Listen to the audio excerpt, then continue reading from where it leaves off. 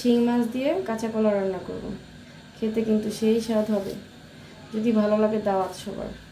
খুব মজা করে রান্না করব।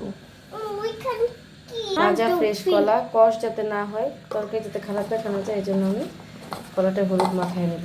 হলুদ মাখালে আর কষকষ হবে না, কালো কালো দেখা যাবে না। কিছুক্ষণ রাইখা পরে আমি কলাটা ধুয়ে নেব। এদিকে আমি মাছটা ধুয়ে নিই। কাঁচকলার গায়ে হলুদ আজকে। আজকে কি কাঁচকলার গায়ে হলুদ? কাঁচকলা বিয়ে করবে আজকে গায়ে হলুদ, বিয়ে কালকে না?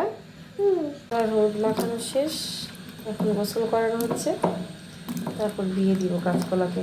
আমার আম্মু বলে গেল, আমি বললাম হলুদ মাখাচ্ছি, ও বললো কালকে ওর বিয়ে।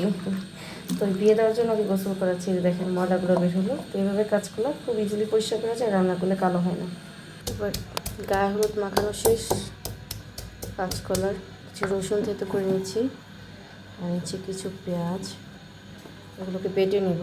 পোকা পোকা মরিচ ছিল, আরও থাকলে দিতাম, লাল টুকটুকে হতো। এটা বেটে নেব। মাছগুলো খুব ভালোভাবে ধুয়ে নিয়েছি, একটু সামান্য গোলচির গুঁড়ো, একটু হলুদের গুঁড়ো দিয়ে মাখিয়ে নেব। মাছগুলো দেখেন একটু কালো কালো ভাব না হলে কিন্তু কেমন যদি সাদা সাদা ধবধবে কেমন দেখা যায়। একটু মাছের অস্তিত্বটা রাখতে হয়, তাই আমি এবার একটু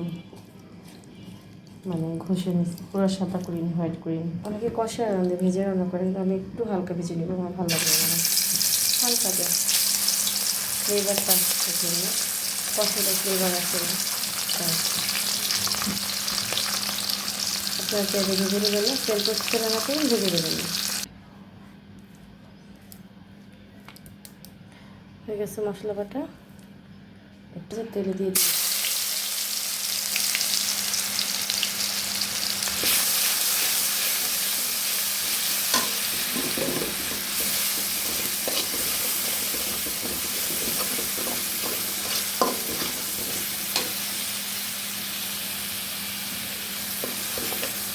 ধোয়া পানি, পাটায় একটু একটু মশলা থাকে, সেটা ধুয়ে পানি নিয়ে আমি তরকারিতে দিই। তারপর ধোয়া পানি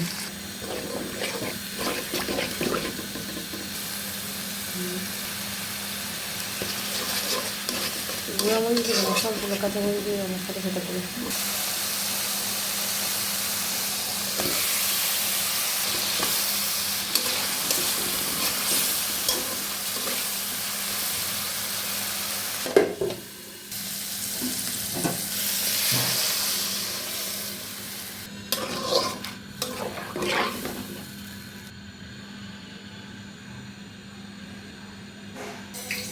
দেখো ভেজে রাখা মাছ,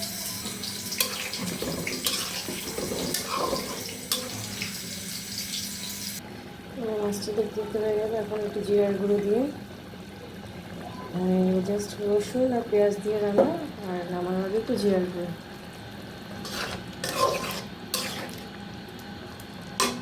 সাদা সাদা করে কাঁচামরিচ দিয়ে অসম্ভব মজা রান্না। তো হয়ে গেল আমার শিং মাছ কাঁচকলা দিয়ে সাদা সাদা অসম্ভব মজার ঝোল। এটা খুবই সুস্বাদু, এভাবে ট্রাই করলে 100% খুব মজা হবে খেতে। আশা করি যদি সেম টু সেম প্রসেস অবলম্বন করি। তো আসলে রান্না সব একই, একই জনের রান্নার প্রসেস এবং যার কারণে রান্নাটা টেস্টটা ডিফারেন্ট হয়। আল্লাহ হাফেজ, সবাই ভালো থাকবেন।